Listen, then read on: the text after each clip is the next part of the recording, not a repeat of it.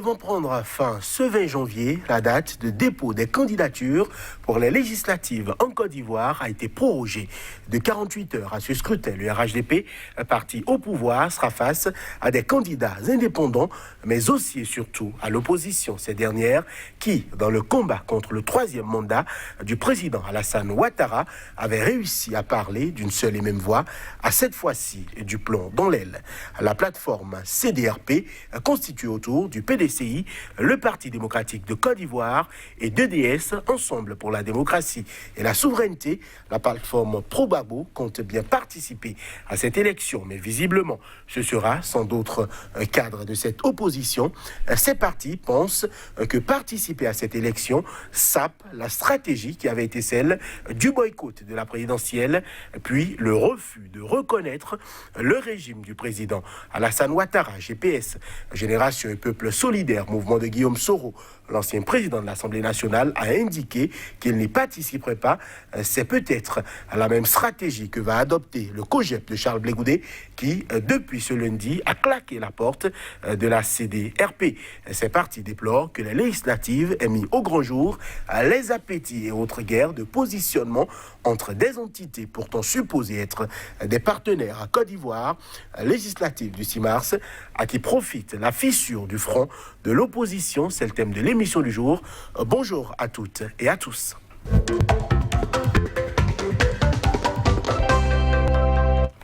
À nos côtés aujourd'hui pour en parler, Dieudonné Lokossou. Bonjour. Bonjour, cher ami. Un grand militant des droits de l'homme, vous êtes panafricaniste, ancien secrétaire général de la CSA Bénin. Face à vous, Patrick Armand-Pouillon. Bonjour. Bonjour. Vous êtes coach en politique de développement et gestion de crise. Messieurs, c'était pas forcément à prévoir, mais un délai supplémentaire a été accordé aux candidats pour déposer leur dossier à la CEI. Ils ont donc jusqu'à vendredi 18h pour le faire. L'opposition n'avait-elle pas raison quand elle estimait que la date du 6 mars n'était pas assez consensuelle, Dieudonné Lokossou? Oui, mais je crois que cette date-là était une date piège. C'est pour piéger l'opposition, parce que les gens n'étaient pas, certains comme Gbagbo n'étaient pas dans le pays, certains sont dans le pays, mais comme les présidentielles ont laissé un arrière-goût amer, et je crois que les gens sont prudents, et comme l'opposition veut faire front, veut se constituer, regrouper tout le monde et pour miser un peu sur la chance. Et je crois que cette date-là était vraiment une date pour les gens qui étaient prêts, comme les partisans du président Ouattara.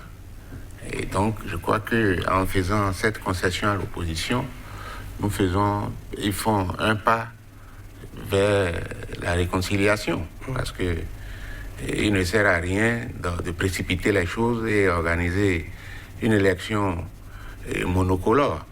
Donc, je crois qu'il a tenu compte des réactions après la présidentielle où il a fait un score nord-coréen, 94%, c'est du jamais vu. Donc, en faisant vraiment ce que j'appelle la concession, en décalant un peu la date, je crois que ça pourra permettre à ses adversaires d'être à jour. Alors, Patrick Armand-Pouillon, la CEI répond donc favorablement à une requête de plusieurs partis politiques qui avaient demandé un report pour pouvoir boucler leurs arbitrages et pour trouver aussi suffisamment de femmes candidates, parce que la loi prévoit depuis 2019 que le tiers des listes soit composé de femmes. Est-ce que, selon vous, c'est une décision bienvenue? Oui, déjà, il faut saluer toute la classe politique ivoirienne pour avoir accepté d'aller aux élections législatives. D'abord, le gouvernement, à travers cette décision de report de 48 heures, montre qu'ils sont à même d'écouter mieux que par le passé l'opposition. Et l'opposition, en décidant d'aller aux élections, est aussi en train de donner une chance à la démocratie, une chance à la paix. Je crois que l'un dans l'autre, il faut espérer que personne parmi les deux camps ne montrera très tôt les muscles, parce qu'en stratégie, lorsque vous faites peur à l'autre, c'est ça qui amène les dérives dictatoriales que nous connaissons souvent. Parce que quand l'autre se rend compte qu'il est impossible pour lui de gagner une élection, c'est là que les diversions, les dilatoires commencent.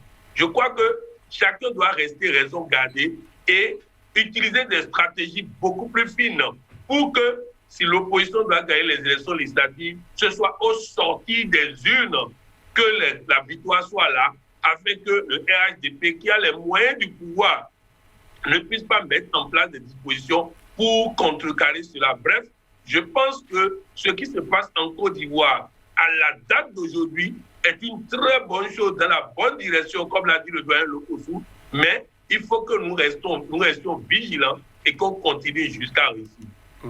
Alors, le Lokossou, c'est la nouveauté des élections. La loi contraint les partis politiques à présenter 30% de femmes parmi leurs candidats. Est-ce que c'est une réforme salutaire? Non, je crois que c'est souhaitable, parce que dans la plupart de nos pays, les femmes viennent en grand nombre. Donc, c'est une bonne initiative. Mais maintenant, est-ce que ce pari-là sera gagné?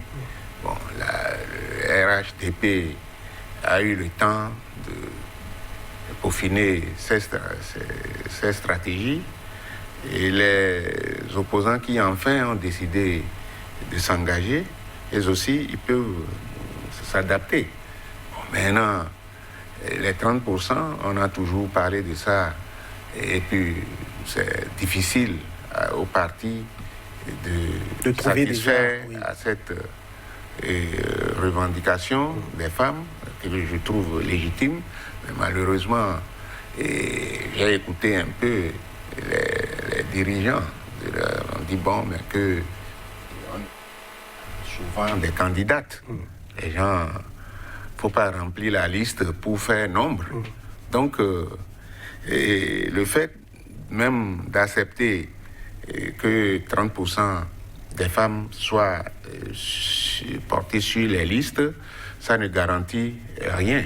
Et c'est des élections toujours à haut risque, parce qu'au finish, l'opposition, le combat à perpétuel, c'est moi qui ai gagné, vous n'avez pas gagné, ainsi de suite. Ils vont reprendre, ils vont rompre la calmie qu'on essaie de retrouver en ce moment-là. Donc, c'est la fin qui justifie les moyens. Donc, voilà. Alors, Patrick Abampoyon, 30%, est-ce qu'il n'est pas temps de faire plus? Est-ce qu'il n'est pas temps d'aller, on va dire, pourquoi pas à 50-50? Parce que, Olivier Lokossou en parlait tout à l'heure, les femmes sont plus, on va dire, en nombre que les hommes dans la plupart des pays. Oui, mais ne demandez pas qu'on aille chercher des ménagères à la maison pour venir mettre sur des listes de députation. Il faut des femmes engagées politiquement. Et si vous n'avez pas de femmes engagées politiquement, vous faites comment? Ça, c'est un. Deuxième chose, cette affaire de dire que les femmes, on doit faire quota, tout ça, non. Vous savez, quand le moment viendra, les femmes vont remplir les listes et prendre le devant. Ce qu'il faut faire, c'est que depuis le collège, depuis le primaire, il faut commencer une formation des enfants, des filles. Je vous donne un exemple très simple. Au Burkina, il y a une région du Burkina où aucune fille n'a jamais eu le BPC. Jamais dans cette région, aucune fille n'a eu le BPC. Ils ont tout fait, des séminaires, des ceci, des cela. Ils ont mis les moyens, ils ont fait, oui, on pousse les jeunes filles, scolarité gratuite des jeunes filles, mais rien comme résultat. Un jour, on a convoqué un collège de coachs et on leur a demandé qu'est-ce qu'il faut faire. Les coachs leur ont dit simplement, faites en sorte que chaque fois que vous faites des séminaires, ce soit des femmes députées, des femmes ministres, des femmes DG qui viennent avec leur voiture animer ces séminaires-là. Inconsciemment, les gens vont se rendre compte qu'il est possible de réussir à l'école. Je vous assure, on a fait ça. 3 ans après, la région qui a le plus de filles ayant eu le BPC, c'est cette région-là. Et quand on a fait un sondage, qu'est-ce qui s'est passé? Les parents disent, avant, Pour nous, la réussite, c'est quand une fille va faire bonne en ville et revient avec un vélo. C'est ça la réussite pour nous dans le temps. C'est pourquoi on amenait toutes nos filles à aller faire bonne. Mais quand on s'est rendu compte qu'on peut aller à l'école, femme, et devenir ministre, député, DG, il ne faut pas le dire. Il faut que les gens le voient. Autrement dit, il va falloir que depuis le bas âge, les femmes députées, les femmes ministres, les femmes DG soient envoyées dans les écoles pour donner envie à ces jeunes de devenir comme eux. Si on ne fait pas ça et on fait quota, on va remplir l'Assemblée nationale de femmes mais, qui ne sont pas capables de faire grand-chose. Vous savez, au Bénin, on avait Rosine Soglo. Dites-moi, l'ensemble des 82 députés n'égalaient pas Rosine Soglo. Donc vous comprenez, si nous avons des femmes de carrure, il n'y a pas de raison qu'elles ne soient pas positionnées. Reprenons les choses à la base et donnons à la société des femmes de carrure. Cette affaire de 30%, vous allez voir, les femmes seront positionnées là où elles ne peuvent jamais gagner les élections. C'est-à-dire, on va remplir la liste d'en bas. Les endroits où on sait que l'autre parti va gagner, on va mettre les femmes. Voilà comment on va faire pour remplir la liste et elles vont toutes perdre. Tant que la culture politique ne sera pas inculquée à ces femmes, nous allons toujours mettre des quotas, mais ça ne donnera pas de résultats. C'est dans une réforme mal pensée? Bon, je crois qu'il ne faut pas remplir la liste pour la forme. Il y a la culture politique. Bon, alors, cette affaire de 30% ou de 10%, on a commencé d'abord avec 10%, mais il y a un déficit de volonté politique chez les gens qui tiennent les couleurs, qui dirigent les partis. Donc, le souhait aurait été, comme l'a dit mon ami Poyon, que nous trouvions des femmes battantes, comme Madame Rosine Soglo. Elle était seule, mais sa voix portait. Elle encaissait des coups, mais elle en donnait aussi beaucoup plus.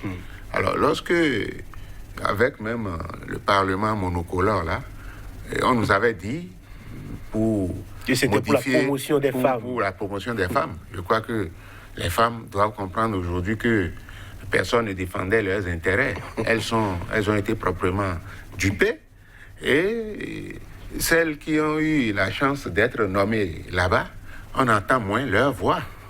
Donc, je crois que personne ne peut empêcher la promotion des femmes. On avait, dans des collèges, il y avait des femmes qui battaient les records. Première, ils ramassaient beaucoup de prix. Donc, je crois que ce que l'homme est capable de faire, la femme aussi peut le faire. Alors, vous avez vu, on a nommé une femme Premier ministre au Togo. Bon, et ici, aucune femme n'est même pas nommée comme ministre d'État, d'abord. Donc, je crois que nous avons encore du chemin. Et cette invention de 30%, c'est les institutions internationales qui ont commencé par mettre la pression. Or, on ne peut pas comparer toujours l'Afrique avec l'Europe, où eux, là-bas, quand ils disent, ils le font. Ici, quand on a miroité aux femmes 10%, mais je ne sais à quel pourcentage ils sont aujourd'hui. Et là, ce n'est pas le vote des citoyens. Finalement, on a signé quelque chose et les gens sont là-bas, avec des femmes en minorité. Donc, il faut nécessairement que les femmes aillent à l'école. Bon, encore que si on doit réfléchir, c'est que, bon, décréter la gratuité de l'école, ici, ça a été fait depuis un certain temps.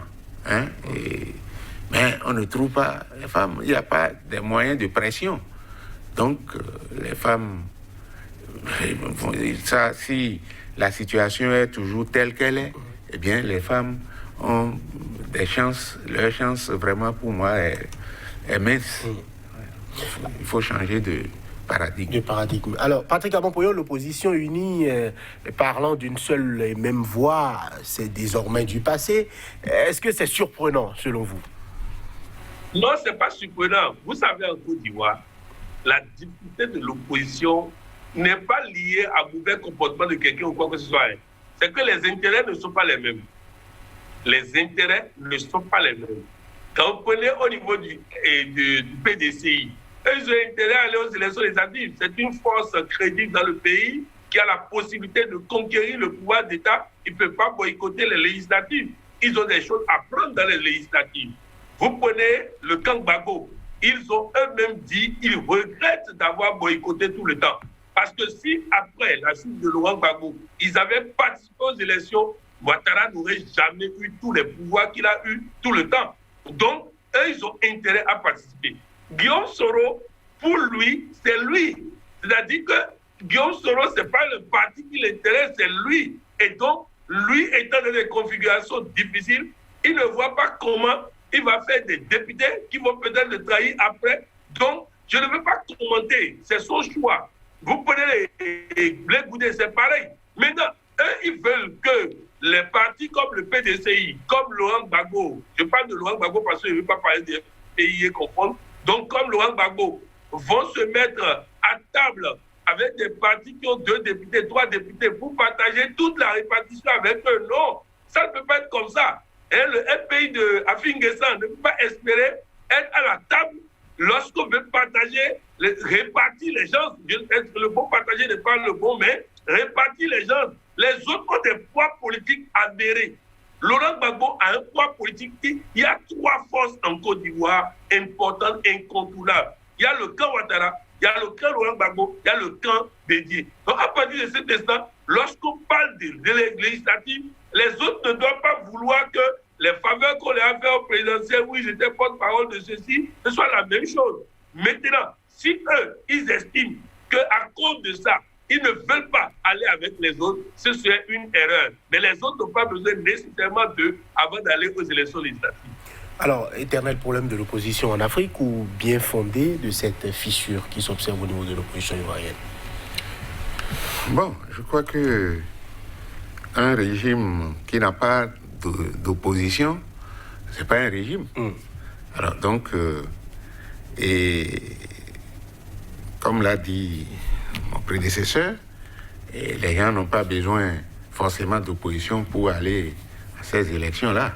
Donc le gouvernement actuel, dirigé par Ouattara,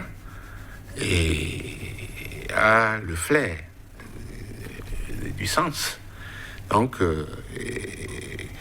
l'édition qui a connu la présidentielle, qui a connu beaucoup de contestations, et puis bon, c'est mis en parenthèse.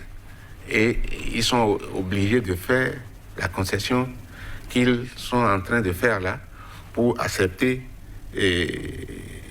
cette opposition-là qui était divisée. Alors, on avait collé la situation macabre de 3000 morts à Gbagbo. Mais aujourd'hui, Gbagbo a été complètement blanchi. Ça fait dire que son aura peut encore prendre de volume. Bon, les Blé Goudé qui étaient des béquilles, ils n'ont pas une étoffe comme Gbagbo.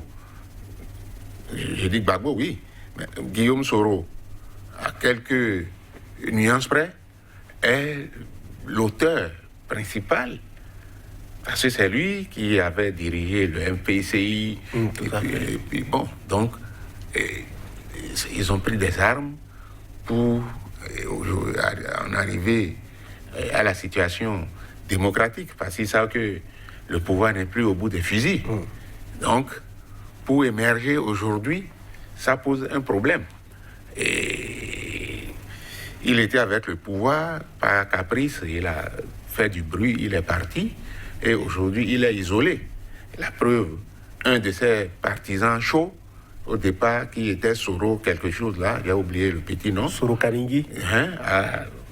L'a quitté et a rejoint directement le parti au pouvoir. Mais il était détenu à sa décharge. Oui. Il y aurait eu, on va dire, des pressions pour que ces députés Soro la rejoignent. Les politiciens ne font rien sans rien. Donc, et pour en venir maintenant à cette élection-là, Et le regroupement instantané des partis de l'opposition, ça ne signifie pas que automatiquement ils vont engranger, mais être majoritaire, j'en douterais. Donc, bon, c'est bien, on va dire que les élections sont plurielles. Bon, maintenant, chacun doit faire vraiment l'effort, mais je doute, connaissant le caractère de nos présidents, enfin des gens qui sont au pouvoir, et ils vont aussi se réadapter, parce qu'ils ne s'attendaient peut-être pas à la participation de l'opposition. Maintenant que l'opposition s'est déclarée, et même, c'est des vieux loups. Donc, attendons la fin. On ne peut pas préjuger d'avance de la victoire d'un camp ou d'un autre. Attendons les résultats. Alors, Patrick Abampoyon, certains estiment qu'il faut participer à ces législatives-là. D'autres pensent que ce serait légitimer le troisième mandat. Le déni du troisième mandat, est-ce que c'est un combat toujours d'actualité? Non. C'est-à-dire que vous savez, l'erreur de l'opposition en Afrique, c'est d'être toujours en train de regarder dans le rétroviseur. Vous savez, la voiture a été conçue avec un petit rétroviseur et de grandes, je ne sais pas si c'est une pare-brise ou un pare-brise. Bref, les pare-brises sont larges, alors que le rétroviseur est petit, parce que c'est devant qu'il faut regarder. Donc le combat ne peut pas se faire sur le passé. Cette affaire-là, c'est-à-dire, Ouattara même sait qu'il a un truc, il est mal ému, tout ça. Bon, bref, il y a trop de problèmes sur ça. C'est pourquoi il fait des concessions. Mais il faut que les autres aussi profitent des concessions, parce que quand on refuse de profiter des concessions, c'est le peuple seul qui paie. Ce n'est pas eux. Eux, ils sont dans leur village cousu, voyage, tout ça. Donc, il faut qu'on puisse avancer. Maintenant, je comprends aussi Guillaume Soro, parce qu'avec ces gars qui ont viré, lui-même n'est pas sur le pays pour se positionner et tout ça, il se dit, bon, il vaut mieux avoir un discours politique dans la bouche que d'aller et de ne pas avoir grand-chose. Vous voyez, Trump a perdu les élections, mais il dit qu'il n'a pas perdu parce qu'au moins, ça lui donne un discours politique. Il a mobilisé 200 millions de dollars pour dire je n'ai pas perdu. Donc, si ça rapporte de l'argent, tout ça, bref, je comprends chacun. Seulement, il faut aller à ces élections. On peut boycotter les présidentielles, mais on n'a pas boycotté les législatives. Parce qu'en boycottant les législatives, ça finit par un parlement monocolore dangereux. Donc, il faut tout faire et ne jamais boycotter les élections législatives. Le peuple qu'on peut avoir comme député peut permettre de bloquer certaines lois, de bloquer certaines choses. Donc, il faut coûte que coûte. Encore que, comme le doyen Le Consul a dit, Laurent Gbagbo est puissant en Côte d'Ivoire, Bédi est puissant. Donc, même s'ils vont aux élections et qu'il y a fraude, il y a tout, ils vont avoir au moins une minorité de blocage. Il n'y aura pas de l'autre côté les 2/3 pour faire des révisions matées, une autre révision à 13h, une autre révision à 18h. Ils vont au moins bloquer ça. Donc, il faut coûte que coûte aller aux élections législatives. Alors, Dina Lokosso, est-ce que ce n'est pas trop facile de boycotter une présidentielle, installer un comité national de transition et aujourd'hui décider d'aller aux élections, alors que les préalables exigés ne sont pas satisfaits entièrement? Bon, je crois que les gens sont dans des contradictions en permanence. Alors, ça veut dire que, bon, ici maintenant, on est dans une situation d'improvisation. Parce que vous ne pouvez pas exiger des choses qui n'ont jamais été satisfaites. C'est mis de côté et vous sautez dans le train pour dire que vous allez à Chola. Ça aussi, la population doit analyser. Tout à fait. Parce que celui qui est resté au pouvoir pendant 10 ans a réalisé des choses et a fait beaucoup de machins, a fait beaucoup de choses positives aux gens. À part que son élection présidentielle à laquelle a pris part en solo, non, avec un certain bébé, caca bébé. Oui. Bon, ça, c'était un truc pour camoufler la honte. Mais cette élection-là a laissé des séquelles. Il y a eu des tueries. Et pourquoi c'est toujours ici qu'on enregistre des tueries? Donc, bon, je crois qu'ils n'ont plus de choix. Parce qu'avec l'élection qui est projetée sur le 6 mars, ben c'est un peu... Ils contestent un pouvoir qui est là, qui organise une élection. Ben ça veut dire qu'ils ont déjà validé. C'est une forme de légitimation du régime. Parce que ce n'est pas un autre régime qui est venu organiser. Maintenant, quelle est leur stratégie en acceptant de participer à ces législatives-là? Bon, on n'est pas dans le cœur de ces messieurs-là, qui varient au gré des situations. C'est eux-mêmes qui doivent savoir ce qu'ils veulent. Si l'objectif, c'est pour prendre le Parlement, mais il y a d'autres mesures, d'autres situations qui peuvent permettre au président de diriger sans même l'opposition. On peut prendre des décrets, comme on l'a vu ici, au temps de Kérékou, les gens au soir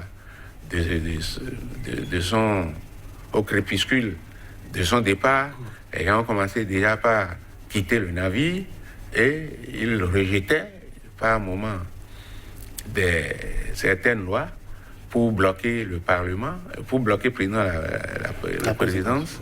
Mais le président a trouvé, heureusement que la Constitution a prévu ce mode de gouvernance aussi. Donc je crois que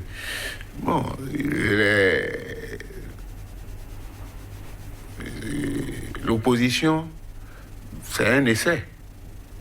Donc je crois qu'ils sont en train de tenter leur chance. Mais s'ils reviennent en force, ça veut dire que s'ils revenaient en force, ça voudra dire que le président n'est pas à l'abri d'un clash.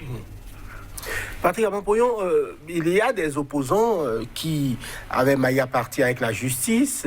Pascal Affi-N'Guessan a notamment recouvré la liberté, mais d'autres opposants continuent de faire de la prison. Pourquoi devrait-on accepter d'aller à ces élections-là alors que des goulots, on va dire, de liberté continuent d'être détenus ou, on va dire, embastillés par le régime du président Ouattara? Le problème, c'est que les rapports de force actuellement ne permettent à l'opposition de rien obtenir. Il ne sert à rien d'avoir une rhétorique dans la bouche et on répète la même chose et puis on répète la même chose et on n'a pas créé de rapport de force. Alors, en allant aux élections législatives, on peut modifier les rapports de force. Qu'est-ce que l'opposition a aujourd'hui pour exiger quoi que ce soit? Rien. Ils n'ont rien. On est en train d'aller à une élection législative où ils vont perdre les députés qu'ils ont. On est en train d'aller et ils vont tout perdre. Maintenant, ils vont utiliser quoi comme moyen de pression pour pouvoir exiger ou réclamer quoi que ce soit. Ils n'ont rien. Donc, à partir de cet instant, quand on n'a rien, on essaie d'avoir les rapports de force nécessaires pour affronter. Et on ne peut pas dire que Laurent Gbagbo, qui pendant des années a boycotté et qui se rend compte que c'est une erreur. Qu'est-ce qu'on veut lui reprocher? Il se rend compte que c'est une erreur d'avoir boycotté. Parce que s'il n'avait pas boycotté, il serait en position, c'est-à-dire qu'il n'y aurait même pas eu tout ce qu'il y a eu. Parce qu'avec les députés du MPI Gbagbo, ajoutés aux députés du PDCI, Ouattara n'aurait jamais eu la majorité. Jamais. À l'Assemblée nationale. Donc à partir de cet instant, ils doivent y aller. Ils ont la chance d'avoir une popularité intacte, d'avoir les moyens d'affronter. Les moyens, ils ont autant d'argent que le régime. Ils peuvent affronter le régime à égal avec l'argent. Ils ont leur popularité intacte. Pourquoi il faut boycotter les élections législatives? Non. Maintenant, quand on dit qu'il y a eu changement de discours, oui, les temps ont changé. Avant les élections présidentielles, ils étaient en position de force et ils ont exigé le boycott, mais les données ont changé aujourd'hui. Le monsieur s'est fait élire. La plupart des pays l'ont reconnu, la situation a changé, il faut modifier les rapports de force. On ne va pas en politique pour avoir des postures, non. On va en politique pour conquérir le pouvoir d'État, pour conquérir des parcelles de pouvoir. Ils n'ont plus de moyens de pression, il faut qu'ils puissent conquérir le pouvoir d'État. Vous savez, dans certains pays d'Afrique, c'est ça l'erreur de l'opposition. C'est-à-dire, ils restent et ils disent le gouvernement doit. Mais il n'y a pas de rapport de force. Vous n'avez aucun rapport de force sur le gouvernement ne bougera pas. Non, je crois que cette analyse-là me paraît un peu... Et on a dit qu'ils n'ont plus de partisans. Bon, c'est possible. Et parce que l'autre a eu lui seul 94%. Ça peut être truqué, mais c'est le chiffre officiel annoncé. Et mon vis-à-vis a rappelé que sans Henri Konan Bédié et Gbagbo, que M. Ouattara ne pouvait jamais arriver au pouvoir. Mais les autres sont partis. Et il a eu le temps de changer les donnes. La preuve, lui seul, il a eu 94%. Et ça dit que les 6% qui restent, c'est Gbagbo, c'est Blé Goudé, ces choses-là. Donc, les anciens présidents, là, ils ont toujours leurs partisans. Tout à fait. Lorsqu'ils vont déclarer qu'ils vont aux législatives, c'est avec des hommes. Donc, sur ce terrain-là, les gens ils ont la chance égale. Parce que tous ceux qui ont voté pour Gbagbo, en disant qu'ils ne pouvaient pas s'offrir 94%. Patrick Amon-Poyon, le Congrès panafricain pour la justice et l'égalité des peuples, le COJEP, dénonce des guerres de positionnement, même si le parti n'a pour l'heure pas clairement dit son refus d'aller aux élections. Est-ce que, selon vous, le COJEP doit continuer dans le processus, aller aux élections, ou bien rejoindre, par exemple, Génération et Peuple solidaire de Guillaume Soro dans, on va dire, le boycott actif? D'abord, il faudrait clarification. J'ai bien dit que Laurent Gbagbo a encore ses partisans, que Bédié a encore ses partisans, et que si Laurent Gbagbo avait aussi participé aux élections législatives à l'Assemblée nationale, il n'y aurait jamais eu de majorité pour le président Ouattara pour réviser des lois et autres. Donc, ils ont toujours des partisans. Si le gouvernement a tout fait pour les empêcher d'aller aux élections présidentielles, c'est parce qu'ils sont toujours forts. Ils sont toujours forts. C'est 94% de ceux qui ont voté. Or, on a plus de 60% qui n'ont pas voté. Donc, à partir de cet instant, les législatives, si les autres participent, c'est tout le monde qui va voter. Donc, à partir de cet instant, les rapports de force sont intacts. J'ai encore précisé que contrairement à plusieurs pays d'Afrique, nous avons une opposition ivoirienne qui est capable de sortir autant d'argent que le régime. Donc, à partir de cet instant, les jeux sont ouverts. Et comme le doyen lui-même l'a dit, impossible aujourd'hui de savoir qui va gagner les élections législatives en Côte d'Ivoire. Cela étant, par rapport à la situation de Blé Goudé, au fait, quel que soit le choix fait par Blé Goudé, ça ne l'arrange pas. Quel que soit le choix. S'il participe, au fait, le COJEP n'avait pas de député. Or, quand on veut positionner les gens sur une liste commune, on parle de ce que tu balais. Or, le seul élément de mesure pour voir ce que chacun vaut, c'est les députés que tu avais eus. Or, le COJEP a été créé après et n'a pas de députés. De la même manière, quand vous prenez le camp Guillaume Soro, ils avaient des députés. Ces députés, pour certains, ont rejoint le parti au pouvoir. D'autres sont en prison. Donc, tout cela fait que dans la négociation, ils ont du mal à avoir beaucoup de positionnement. C'est ça le problème. Ce n'est pas qu'ils ne veulent pas, ils veulent bien. Le problème, c'est que aller aux élections pour ne pas avoir de députés, ça ne les arrange pas. Donc, il faut comprendre leur position. Il ne s'agit pas de dire c'est beau ou c'est mauvais. Dans tous les cas, s'ils arrivent à trouver des positionnements intéressants, il faut y aller. S'ils ne trouvent pas de positionnement intéressant, il vaut mieux ne pas y aller pour avoir raison garder après, pour pouvoir dire après, je n'étais pas dedans. Donc bref, c'est tout un calcul politique. Mais dans tous les cas, ne demandez pas au PDCI de ne pas aller aux élections législatives. Ils ont une force tangible sur le terrain. Ils peuvent même aller seuls. Ne demandez pas à l'EDS de Laurent Gbagbo de ne pas aller. Ils ont une force tangible sur le terrain. Ils peuvent même aller seuls. Donc, à partir de cet instant, chacun fait les calculs selon sa force sur le terrain. Donc, le retrait du COJEP, on va dire, de la plateforme de l'opposition, est un retrait stratégique. Oh, bon, est-ce que c'est en entente avec le groupe? C'est une affaire, une décision prise par Guillaume Soro seul. Non, Charles Blé Goudé. Charles Blé Goudé, oui. Non. Lui, il ne représentait rien. Il était à l'ombre du baobab. Donc, il soutenait Chola. Donc, comme il a dit M. Poyon, il n'a pas une base aujourd'hui. On ne peut pas créer quelque chose depuis la prison et dire que, bon, on est assis. Et c'est le même cas que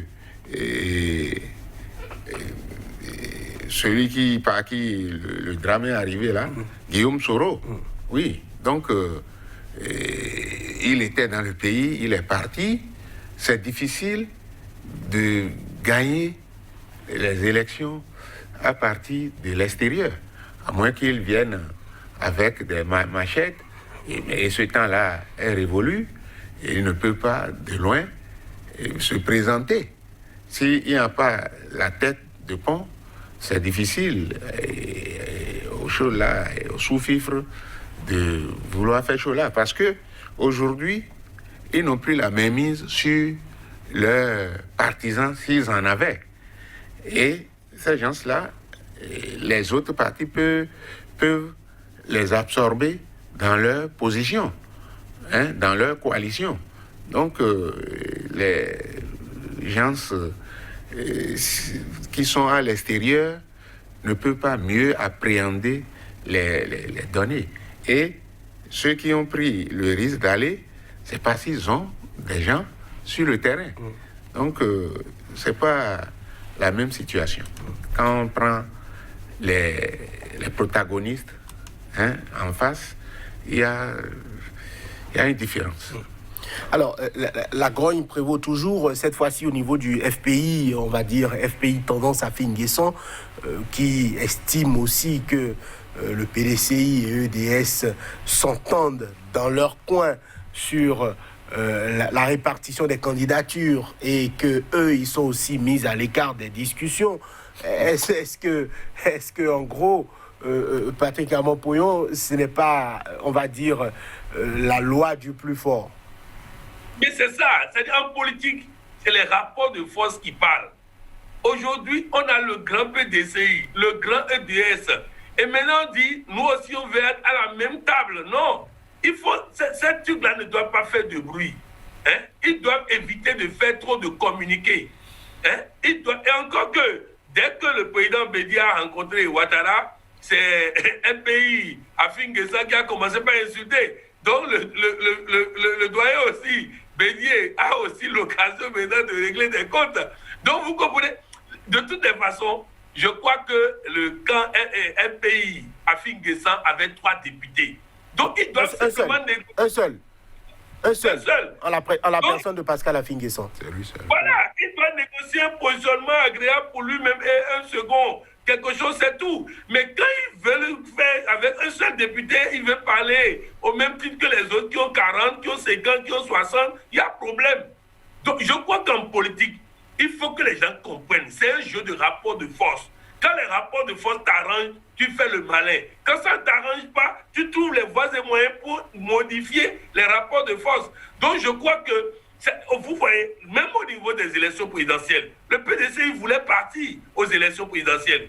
Mais seul, il ne pouvait pas gagner les élections présidentielles. Il avait besoin des autres. C'est toujours les mêmes qui ont tout fait pour qu'on n'aille pas, parce que ça ne les arrange pas eux. Eux, ils ne peuvent pas être candidats. Si Laurent Gbagbo avait accepté de supporter le PDCI allait aux élections et Ouattara serait en difficulté. Mais le problème, c'est que les petits partis là, qui savent qu'ils n'ont rien à gagner directement, ont tout fait pour brouiller le jeu, pour empêcher que les autres aillent aux élections. Et on veut faire la même chose aux législatives, ça ne marchera pas. Chaque parti sait ce qu'il pèse sur le terrain et sait ce qu'il a à gagner ou à perdre en boycottant ou pas. Il faut qu'on comprenne que chaque parti a été constitué comme un parti autonome et doit prendre des décisions autonomes. la stratégie de Pascal Affi-N'Guessan? C'est une stratégie assise sur le désespoir. Donc, il occupait une maison, il a fait usurpation qui ne lui appartenait pas. Maintenant, le vrai propriétaire est arrivé. Donc, il y a plus de militants. Si, au cours des élections passées, c'est lui seul, Singleton, qui s'est retrouvé là-bas, ça veut dire que c'est un général sans troupe. Bon, donc, je crois que mais les autres, c'est des gros morceaux. Ils ont occupé la fonction suprême. Ils ont laissé des acquis sur le terrain. Il ne peut pas se comparer à ces gens-là. Donc, les gars, ils ont intérêt à se concerter d'abord, puisque c'est des gros morceaux, avant de le rencontrer. Il ne peut pas se hisser au même titre que les autres. Donc, il a créé une situation, il a fait, comment vous dites ça, OPA, non? Alors, donc, sur le parti de l'autre, maintenant le propriétaire est rentré. Qu'il change de dénomination ou qu'il garde chose là, parce que c'est le pouvoir qui a conféré le droit d'être chose là au PCI qu'il a reconnu comme un parti d'opposition. Bon, maintenant que les amarres sont rompues, le pouvoir ne peut plus l'aider, parce qu'il a soutenu dans l'ombre ce pouvoir-là, et oubliant qu'avec l'évolution du temps, les choses peuvent changer. Et aujourd'hui, il est mis devant le fait accompli. Il ne peut que s'apitoyer sur son sort. Donc, moi, je crois que stratégiquement, aujourd'hui, il ne peut absolument rien. Et les autres ont une longueur d'avance sur lui. Donc, bon, comme la politique, ce n'est pas un machin de vitesse, il n'a qu'à faire ça, la course de fond. Patrick Amopoyon, Pascal Affi-N'Guessan a fait la prison plusieurs fois. Aujourd'hui, il est libre de ses mouvements en attendant la suite de la procédure, bien sûr. Mais il y a que les deux ailes du FPI, on va dire, les FPI Gore, c'est comme ça qu'ils l'appellent, Gbagbo ou rien. Et donc, l'autre FPI, Affi-N'Guessan, sont, on va dire, en discussion. On parle d'une réunification de la famille FPI. Est-ce que, selon vous, c'est important aussi de taire, on va dire, toutes les dissensions au sein de cette formation politique-là? Et si oui, est-ce que cette dissension-là peuvent, on va dire, se taire avant les élections législatives prochaines? Sur votre plateau, j'ai dit que le camp Gbagbo doit donner un peu de considération à Affi-N'Guessan. Mais le problème, c'est qu'Affi-N'Guessan aussi aime trop parler, aime trop les médias, aime trop ceci. Vous savez, le président Gbagbo lui a envoyé une délégation. Jusqu'à présent, la délégation qui a été envoyée chez lui n'a fait aucune déclaration. Mais c'est toujours son camp qui fait des déclarations. C'est toujours son camp qui gâte toute initiative de réconciliation. Parce qu'il veut trop. Il veut trop. C'est-à-dire il se voit trop gros. Non. Et puis, je ne sais même pas pourquoi le camp Gbagbo s'efforce à avoir récépissé du FPI, tout ça. Même en s'appelant EDS, en s'appelant Gbagbo Parti, en s'appelant même Trump, quel que soit le nom que le président Gbagbo va donner à son groupe aura toujours son électorat. Donc, je ne sais pas pourquoi. Lui aussi, bon, chaque fois, c'est lui qui fait des déclarations, c'est lui qui crie Harakiri, c'est lui qui crie qu'on veut lui voler, qu'on veut faire ceci, tout ça. Il faut que les gens sachent raison garder. La stratégie, c'est savoir quand parler, quand ne pas parler, quand agir, quand ne pas agir. C'est ça la stratégie. Mais à force de parler tout le temps, à tout bout de temps, même sur la dernière arrestation, c'est les trop parler. Hein? Comment vous créez un conseil national de transition et le président de ce conseil ne parle pas? Et c'est un porte-parole qui dit conseil national de transition présidé par telle personne et qui va faire gouvernement les jours à venir. Donc tout ça là, c'est-à-dire il faut qu'on sache qu'en politique, il faut savoir parler. On ne parle pas en désordre qu'en politique. C'est la bouche, excusez du peu, hein, avec tout le respect que je dois au président Affi-N'Guessan, c'est la bouche du président Affi-N'Guessan qui pose problème dans la réconciliation avec Laurent Gbagbo, qui pose problème dans la réconciliation avec les autres. Ouais, maintenant, on est en train de négocier. Il a déjà fait communiquer. On est en train de tout prendre. Qu'on ne lui donne rien. C'est-à-dire, cette manière de communiquer. Moi-même, j'ai fait ces erreurs dans le passé. J'ai fait ces erreurs. C'est-à-dire, vous êtes là, et un agent de l'État vient pour vous demander des comptes sur un sujet. On va faire conférence de presse. On dit le gouvernement est contre nous. Mais ça amplifie le dossier, ça gâte tout. Ça amplifie le dossier, ça gâte tout. Il faut qu'on sache désormais que la stratégie ne fait pas trop de bruit. Que le président Afin Guessan cesse de faire trop de bruit. Et cesse à chaque fois. Même quand il était en prison, ses collaborateurs étaient déjà en train d'insulter Gbagbo, d'insulter le président Bédié, d'insulter tout le monde. Non, non. En politique, on va se revoir. Alors, si on fait trop de blessures, après, c'est difficile de se revoir. Donc, que le président Afin Guessan ait raison gardée, les autres sont en train de négocier parce que c'est dur entre les deux camps, c'est dur entre le PDCI et le DS, parce que là aussi, il y a des zones où ils sont tous les deux populaires. Comment on va positionner? Donc, qu'ils finissent ces négociations, mais ils savent qu'il y a la maison d'Afin Guessan où il est populaire là-bas. Et il y a tel qui est populaire. Donc, tout ça, ça va se jouer. Mais qu'ils cessent de créer des plaies avec des communiqués à longueur de journée. La réconciliation au FI, est-ce que c'est possible avant les législatives? Moi, je ne pense pas. Le temps est court. Oui, il ne peut pas se rattraper.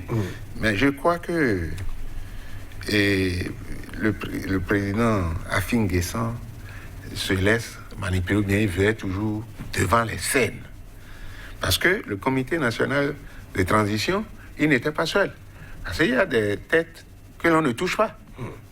Si vous touchez, vous y touchez, vous allez vous brûler. Parce qu'on n'a pas cherché, en ce temps-là, mais Henri Konan Bédié, qui était dans une coalition avec lui. Et c'est lui qui a parlé, c'est lui qui a porté la parole. Et il a été pris. Donc, il est le porte-parole de la coalition à sa décharge. Bon, c'est à lui de parler. Ok. Donc il était dans ses fonctions. Tout à fait. Bon, il a pris des risques. Donc il doit assumer. Si vous acceptez de jouer un rôle, vous l'assumez jusqu'au bout. Donc c'est le président Henri Konan Bédié qui aurait dû prendre la parole. Mais le président Ouattara lui-même, il sait qu'il ne peut pas tirer un cheveu à celui-là. Celui qui a dirigé le pays et par un coup d'État voulu arracher la chose. Et il demeure, il se sent toujours frustré. Et il a son monde intact. Parce que pour aller prochainement à ces élections, ben, il se plaint aujourd'hui à Afin Guessan. Mais il n'a pas le même poids que les autres. Si on les met dans la balance, ça doit se pencher d'un côté. Donc, il ne pèse pas. La preuve, il est allé à l'élection présidentielle, je ne me souviens plus de combien de pourcentage il a eu. Et il est allé seul. Donc, s'il est vraiment un parti qui couvre le territoire national, il n'a qu'à se présenter et ne plus chercher à prendre comme couverture la coalition qui est en train d'être constituée. Moi, je pense que, bon, s'agissant, revenant à votre question sur l'unité des FPI, mais on ne peut pas décréter une réunification sur papier. Il faut un congrès. Bon, l'idéal, c'est dans un congrès ordinaire ou extraordinaire. Donc, les chances d'unification du FPI, surtout quand ils vont se tailler peut-être plus de nombre de députés que FPI, tout est possible. Bon, ils peuvent se passer de Afin Guessan, ou même les éléments de Afin Guessan. Aujourd'hui, on peut les récupérer et les placer dans des régions où ils semblent être forts. Donc, je crois qu'en politique, rien n'est gagné d'avance. Parce que nous sommes en Afrique, les gens manquent beaucoup d'éthique et ça peut varier d'un moment à un autre. Donc, il n'y a pas une idéologie qui soit faite là et collée à un parti. Bon, mais les gens peuvent changer du jour au lendemain. Et on peut faire comme Trump, qui se trompe. Patrick Arbon-Pouillon, quelles doivent être, on va dire, les prochaines priorités de l'opposition ivoirienne? Réforme de la CEI, libération des prisonniers politiques, retour des exilés. Selon vous, quel est l'agenda que doit dresser l'opposition ivoirienne? Élection législative. Élection législative. Il faut d'abord se mesurer dans les urnes. Élection législative. Vous savez, je vais vous dire, beaucoup de personnes craignent souvent les commissions électorales. Mais sachez une chose, quand le peuple s'est mobilisé dans un coin et sait qu'il s'est mobilisé, il n'y a pas de commission électorale qui puisse voler les votes. Vous vous rappelez au Bénin, aux élections présidentielles passées, pendant que le camp opposé à Patrice Talon était en train de préparer des choses, c'est le candidat même qui a pris le téléphone pour féliciter, en ravivant la vedette à la commission électorale et à la Cour constitutionnelle. Donc, quand c'est flagrant là, c'est-à-dire le problème, c'est que parfois la victoire est légère, n'est pas très flagrante et l'autre peut voler. Mais quand la victoire est flagrante là, il n'y a pas de commission électorale qui puisse voler. Donc, pour le moment, l'opposition n'a qu'à se concentrer, premièrement, sur une campagne de tonnerre, mais aussi sur une surveillance minutieuse du processus électoral. Et en ce moment, il sera difficile au régime en face de voler les élections. Mais si on laisse la part belle au régime qui est en train de préparer les élections, qui est en train de faire campagne, qui est en train de préparer sa fraude, et les autres sont dans les communiqués à la radio, les communiqués à la télé, ils vont tout perdre. Qu'ils aillent sur le terrain, le peuple ivoirien, dans une logique responsable, pacifique d'élection, est capable de donner son message et de dire si oui ou non, ils sont pour ou contre ce qui s'est passé aux élections passées. Ce qui va se passer, ce n'est pas seulement une élection législative, hein, c'est un référendum pour ou contre le troisième mandat. Hein. C'est ça la prochaine élection. C'est un référendum pour ou contre le troisième mandat. Et ça, la proposition doit être organisée pour faire passer ce message. Et je crois que nous allons avoir une campagne difficile pour le régime au pouvoir. Et je crois que les unes vont parler. Réforme de la CEI, priorité ou... Ouais, je crois que ça devrait être une priorité avant même les législatives. Maintenant, le train est déjà sur les rails. Tout à fait. On ne peut plus avoir le temps aujourd'hui. Ils ont réclamé qu'on proroge le délai. Les gens ont accepté. Lorsqu'ils voudront encore dire il faut modifier, ils n'ont plus le temps. Parce qu'il y a un temps pour la campagne. Et le problème, lorsque vous allez à un enjeu comme celui-là, vous devez être dans le système, dans la structure qui doit régir les élections. Mais si vous n'êtes pas dedans, ils vous donneront ce qu'ils veulent. Donc, les réformes sont nécessaires. Mais aujourd'hui, ça va être après les élections législatives et après Gbagbo, parce qu'ils ont consommé déjà la chose. Et ce n'est pas au Parlement qu'ils vont dire, même s'ils ont la majorité, les pouvoirs sont séparés, qu'ils vont dire il faut que Gbagbo parte. Gbagbo va partir comment? Je dis Gbagbo, Ouattara, excusez-moi, que Ouattara parte. Mais ils vont dire il va partir comment? Parce qu'il est venu par une élection. Et contrairement à ce que dit le coach Pouillon, les élections, ils n'ont jamais dit que c'est un référendum. Peut-être dans l'esprit, dans leur tête, ils peuvent se le dire, mais ils ne peuvent pas aller sur le terrain pour faire campagne pour dire que nous allons à un référendum. Ils vont aux élections législatives. Et ils ont encore moins de chances, sauf miracle.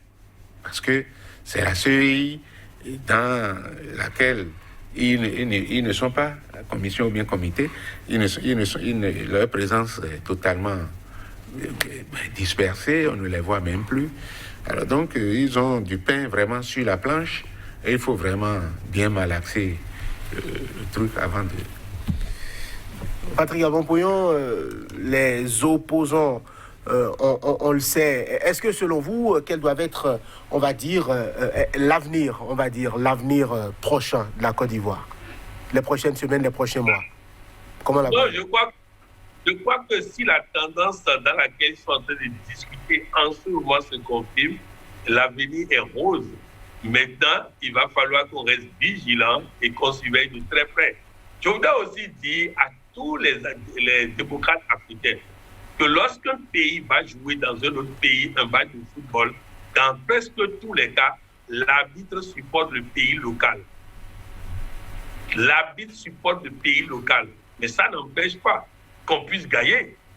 La Sierra Leone est allée au Nigeria à la mi-temps, 4-0 en faveur du Nigeria, à la fin du match, 4-4. Donc, il est possible de gagner même quand l'arbitre est mauvais. Il est possible de gagner même quand l'arbitre veut aider les autres. Je me rappelle un match au Bénin, Dragon, Canon de Yaoundé, et l'arbitre voulait tout faire pour nous aider. Il a été sanctionné à vie. Mais qu'est-ce qui s'est passé? Les Béninois eux-mêmes ont fermé le camp, par erreur. Résultat, ils nous donnent plein de pénaltys, mais le camp est fermé. Donc finalement, on a tiré tous les pénaltys en l'air. Mais je vous dis, il est possible de battre l'autre malgré que l'arbitre n'est pas honnête. Donc il faut que les politiciens se mettent ça en tête. Parce que si chaque fois nous allons attendre de maîtriser l'arbitrage avant de pouvoir dire qu'on peut gagner, on va toujours perdre. Je crois que nous allons à une élection ouverte en Côte d'Ivoire où les gens de l'opposition aussi ne sont pas des petits en matière d'élection. Ils ont l'expérience aussi de la fraude, ils ont aussi l'expérience des choses. Cela est, en dehors de ça, il faut aussi retenir qu'ils ont des représentants dans les commissions électorales. Ils ont voulu avoir plus, mais ils ont des représentants là-bas. Donc, dans tous les cas, je crois que nous allons vers une élection assez ouverte. N'oubliez pas que aussi ce qui s'est passé en Côte d'Ivoire et avec le troisième mandat s'est passé aussi aisément parce qu'on avait Trump aux États-Unis qui s'intéressait très peu à un certain nombre de choses en Afrique. Le régime américain changeant, l'ambassade, les États-Unis seront plus regardants dans ces élections-là. Les Nations Unies ont été affaiblies par Trump. Ils retrouvent les privilèges et tout ça. Donc, les conditions des élections présidentielles passées ne sont pas les conditions des législatives. Les législatives seront plus ouvertes et même si l'opposition n'aura pas tout ce qu'ils vont mériter dans les urnes, ils auront quand même une bonne partie de ce qu'ils ont mérité dans les urnes. Et je crois qu'il y a match aux prochaines élections législatives en Côte d'Ivoire. Je donne le coup rapidement, votre fin. Bon, je pense que la Côte d'Ivoire a besoin de la paix sociale pour son développement. Donc, il ne sert à rien de faire verser le sang des Ivoiriens pour dire qu'on dirige. Donc, finalement, on va coller à l'Afrique une étiquette qui n'est pas vraiment reluisante. Voilà, merci beaucoup. Vous êtes Dieudonné Lokossou, ancien secrétaire général de la CSA Bénin panafricaniste, grand militant des droits de l'homme. Face à vous, Patrick Armand-Poyon, coach en politique de développement et gestion de crise. Messieurs, merci d'avoir été des nôtres. À très bientôt pour un autre numéro de Angle de Vue. D'ici là, portez-vous bien. Merci.